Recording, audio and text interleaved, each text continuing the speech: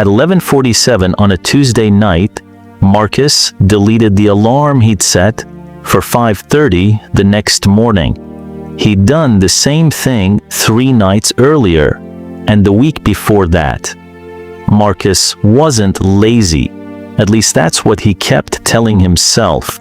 He worked full-time at a logistics company, paid his bills on time, showed up when his friends needed him, and somehow still looked like he had his life together from the outside. But every few weeks, the same quiet pressure would build until he couldn't ignore it anymore. Enough scrolling, enough wasted weekends, enough saying he'd start tomorrow. So he'd make a plan, a serious one this time. Wake up early, gym before work, no more takeout, read every night, save more money, put the phone down, and finally finish the side project he'd been talking about for almost 2 years, a simple tool he wanted to build for small warehouse teams. For about 4 days, Marcus would become the person he'd been waiting to become. Then something small would happen.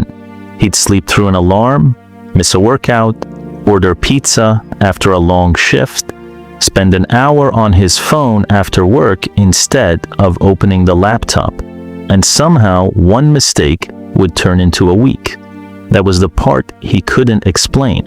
Why did he keep starting over when he already knew what to do? He'd watched the videos, saved the quotes, downloaded the habit apps, bought the notebook. He even had a folder on his phone called New Life, filled with screenshots of systems he swore he'd follow, but his life kept returning to the same place.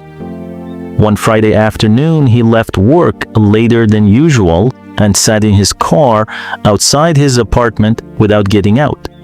The engine was off.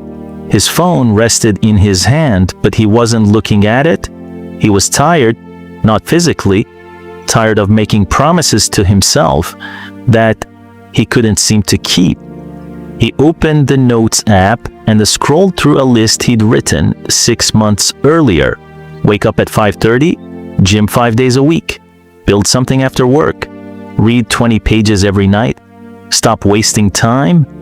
He stared at the last line for a few seconds. Then he laughed, not because it was funny, because 6 months later, that was still the exact problem. He locked his phone and finally noticed something he'd never really paid attention to before.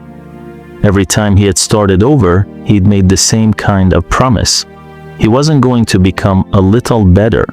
He was going to become completely different. And maybe that was why the first mistake always felt so much bigger than it actually was. Marcus hadn't been failing because he didn't know how to change. He'd been building a version of change that left no room for being human. The realization bothered him. It meant the problem wasn't going to be solved by finding a better routine. It meant he had to look at what he actually did every time he failed, and that was something he'd been avoiding for a long time.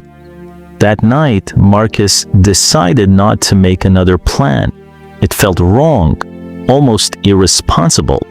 He was used to ending a bad day by designing a better tomorrow, a new schedule, a cleaner checklist, a promise that this time he'd finally get serious.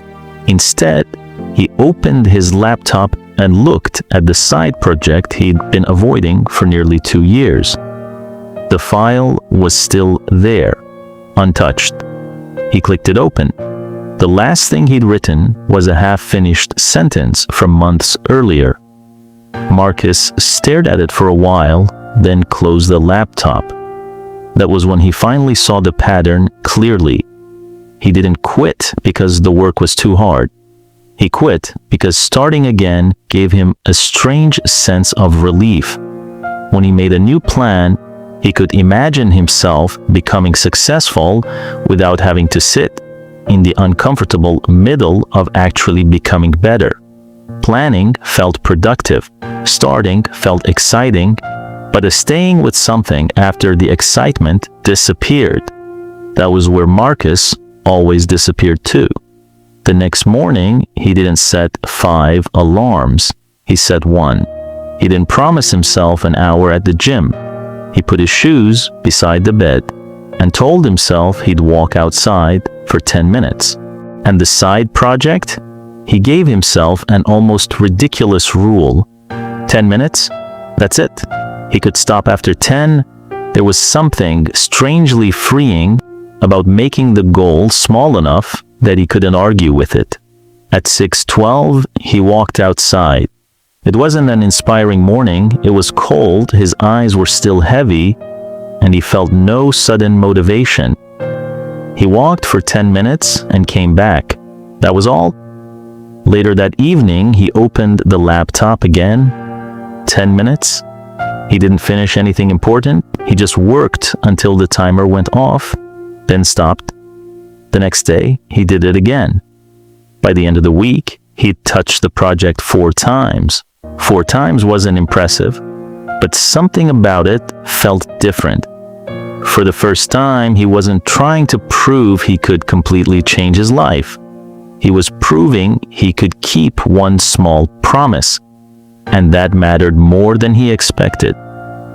Marcus had to spend years treating every mistake like evidence. Miss one workout, not disciplined. Waste an evening, lazy. Fail to follow a routine perfectly, the whole system is broken. So he'd throw everything away and start fresh. The new approach gave mistakes a different meaning. One missed day was just one missed day. It didn't have to become a verdict. For almost 3 weeks, he kept going. Not perfectly. He still ordered pizza, still scrolled too long some nights, still woke up late once. But instead of waiting for Monday, he returned the next day. That was the part he hadn't expected. He used to think discipline meant never falling off. Maybe it had more to do with how quickly you stopped turning a small fall into an identity. Then, on a Wednesday morning, Marcus woke up late, looked at the clock, and felt the old frustration hit him hard. For a second, he wanted to scrap everything. Another plan, another beginning, another clean slate. But this time, he didn't reach for one. He sat on the edge of the bed and asked himself a question he'd never asked before. What if I don't need to start over? What if I just need to continue? He waited for the usual sharp disappointment, the voice telling him he'd blown it again. It came, but quieter than before. Marcus got dressed, grabbed his shoes, and went outside. He only had 8 minutes before he needed to leave for work, so he walked for 8 minutes. It wasn't the workout he'd planned, it wasn't even close, but when he came back inside, something had shifted. He hadn't protected the streak. He'd protected the relationship he had with himself. For years, every new routine had been a test. Could he finally become disciplined enough? Could he finally stop wasting time? Could he finally become the person he thought he should have been by now? And every time he failed the test, he'd start a new one. This time, there was no test. There was just the next decision. Some days were still messy. One Saturday, he spent almost 3 hours scrolling. By the time he looked up, the afternoon was nearly gone. The old Marcus would have called the day ruined, ordered food, stayed up late, and told himself Monday would be different. Instead, he closed the app, opened the laptop. 20 minutes. That's what he had left in him. He worked for 20 minutes. Then he shut the computer and went to bed. Nothing dramatic happened. His bank account didn't change. The side project wasn't finished. But something more important had started happening quietly. He stopped needing a perfect version of himself before he allowed himself to move forward.